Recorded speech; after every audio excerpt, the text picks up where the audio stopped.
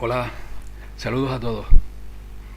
Bueno, primero que nada, para entender por qué este enorme imperio que fue, bueno, mejor que imperio, este enorme poder que fue la República de Venecia se pudo fraguar, pues hay que tener presente el enclave en el que se situó, que no era otro que el norte del mar Adriático, donde llegaba el flujo de parte de algunos ríos que provienen de los Alpes, ¿no? De los Dolomitas, ¿no?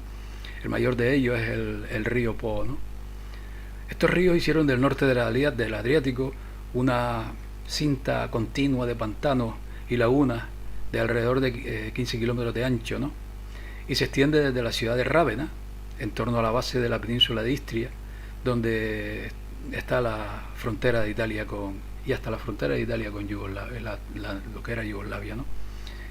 En el centro de este ecosistema estaba Aquileia, por ejemplo, ¿no? Un punto de una importante ruta comercial norte-sur a partir del paso de Brenner hacia el valle del Danubio y Bohemia, ¿no? Detalle a considerar es que Aquileia fue la sede de un patriarca de la Iglesia cristiana, pero su tradición pagana era abrumadora, ¿no?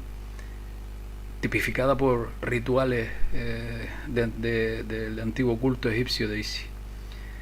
Decir que durante un tiempo después del año 404 de nuestra era, Rávena y no Roma fue la capital del Imperio Romano de Occidente, ¿no?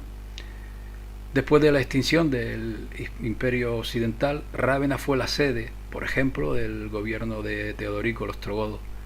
Más tarde fue Rávena la capital de una parte de Italia gobernada por los bizantinos. Bueno, entonces vemos el enclave geográfico muy idóneo, puesto que era poco vulnerable hacia invasiones o hacia ataques provenientes del continente, porque el enclave de islas, aquel enclave, pues les protegía, ¿no? Bueno, ¿y quiénes llegaron allí? ¿Quiénes se refugiaron en aquellas lagunas, en aquellas islas, y que más tarde dieron origen a lo que conocemos por la nobleza negra, ¿no? Bueno, pues fueron un refugio idóneo, por ejemplo, para los aristócratas romanos tras la caída del Imperio Romano y otras personas que huían de los ejércitos, ¿no? Ya entre el 300 y 400 de nuestra era hay rastros de familias cuyos nombres después adquirieron una muy mala fama, ¿no? Como por ejemplo Candiano, Faliero o Dandolo, ¿no? La leyenda cuenta que la gran afluencia de refugiados llegó durante los ataques de Atila en el 452, ¿no? Varias zonas de las lagunas fueron colonizadas, incluyendo lo que en la actualidad se conoce como Torcello, antes de que la sede de la administración se ubicara en un grupo de islas conocidas como Ribus Altus, que más tarde se conoció como el Rialto, la ubicación actual de la ciudad de Venecia. El hecho más significativo de todo este periodo es que el germen de lo que más tarde se convertiría Venecia sobrevivió y creció gracias a la estrecha alianza con el malvado emperador Justiniano del Imperio Romano Occidental en Constantinopla, ¿no? Una alianza que fue afianzada por la endogamia del dogo veneciano, así se denominaba a su presidente, y de otros líderes oligarcas venecianos con la nobleza de Bizancio, donde una facción de esta nobleza incorporó las siniestras tradiciones del Senado romano, ¿no? Vivido después durante 1000 años después de la caída de este imperio, y las leyes pues están basadas en leyes romanas hasta el día de hoy, ¿no? Una parte del imperio de Justiniano en el siglo VI se casaron luego durante siglos con la nobleza bizantina, ¿no? Con esta nobleza del Imperio Romano Occidental. Por ejemplo, la familia Giustiniani, que se le sitúa en la nobleza negra veneciana, remonta su linaje al emperador romano Justiniano, ¿no? Que por recalcar un detalle fue el creador de la lengua glosa, es decir, la escritura en mayúsculas, que es la base de lo que es son las leyes marítimas y la ley del mar en la actualidad, ¿no? Que nos hace a las personas, nos tienen catalogados como corporaciones, como mercancía, ¿no? Que sería es un tema que me han pedido y que lo haré en el próximo vídeo. Entonces la nobleza romana no murió, ¿no? Sino que escapó a Venecia. Montaron un imperio comercial, ¿no? Basado en crear dinero de la nada, ¿les suena? Y crear intereses por ello, ¿no? Además de tener espías en todas partes y también controlar al Vaticano, ¿no? Además de esta nobleza, de esta aristocracia romana, a aquellas lagunas, según historiadores alternativos, llegaron junto con los fenicios ramas de la hermandad babilónica, ¿no? De esas castas sacerdotales de Babilonia que mantenían el secretismo, el hermetismo de ciertos conocimientos, ¿no? Y que viajaron bajo la dirección de estos fenicios y se instalaron lo que en el norte de Italia, o sea, en esta zona, en el 466 de nuestra era, en lo que es ahora Venecia, ¿no?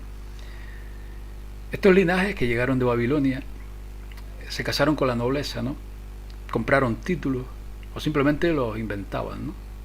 Y por tanto, desde alrededor del 1171 se hicieron conocidos a lo largo de Europa como la nobleza negra o Black Nobility, ¿no? También llegaron a estas lagunas los cázaros, ¿no? Digamos que Casaria era un imperio, bueno, un imperio, un país de alrededor de 1 millón de kilómetros cuadrados que se situaba en el Cáucaso, al norte de Turquía, ¿no? Estos cázaros se casaron, estas casas reales en la primera parte del siglo XII casaron con esta nobleza, ¿no? De hecho, después de una gran victoria cásar sobre los árabes, pues el futuro emperador Constantino V se casó con una princesa cásar. Su hijo se convirtió en el emperador León IV, ¿no? Conocido como León el Cásar. Entonces vemos ya cómo se fraguó esta República de Venecia, ¿no? Ahí arribaron, como decíamos, la aristocracia del Imperio Romano que huía de su debacle. Arribaron ramas de hermandades herméticas provenientes de Babilonia con los fenicios, y arribaron cázaros, ¿no? Que si bien los fenicios se habla de sus orígenes, es muy controvertido el tema, bueno, pues hay historiadores y tal que los relacionan con su origen semita, ¿no? Y en mi interés por detectar si hay algún tipo de origen judío en esta semilla que fraguó lo que es la República de Venecia, pues vemos que ni el Imperio Romano, ni los fenicios, ni los cázaros tienen origen judío. Bueno, para entender la esencia de lo que fue Venecia, veamos uno de sus símbolos, ¿no? Como es el símbolo de la ciudad, que no es otro que el león alado de San Marcos, ¿no? Y lleva una inscripción un tanto engañosa: Pax tibi Marce, evangelista meus, es decir, la paz sea contigo, Marcos, mi evangelista. Digamos que el león con alas quiméricas pues sale del oriente, ya sea de Persia o de China, y por tanto es un símbolo pagano, ¿no? Y para perpetuar esta leyenda, pues decir que San Marcos se añadió en un último momento, ¿no? a Venecia debido a una supuesta visita a las lagunas venecianas. Para reforzar esta historia, los venecianos robaron el cuerpo de San Marcos de Alejandría en Egipto, ¿no? Y así el pintor Tintoretto lo tiene plasmado en una de sus célebres obras, ¿no? Que celebra esta hazaña. Bien, pues aquí tenemos, digamos, quienes conformaron lo que fue la base, ¿no? De esta República de Venecia. Digamos que un lugar idóneo, un lugar donde esconderse, y que de aquellas lagunas y de aquellos islotes, pues estas riadas de gente, pues conformaron, como veremos en el siguiente vídeo, a través de unas políticas, vamos, impresentables, pues lo que se fue conociendo como la nobleza negra veneciana. Bien, pues en breve subiremos el próximo vídeo donde explicaremos todo esto, amigos. Pues nada, hasta la próxima.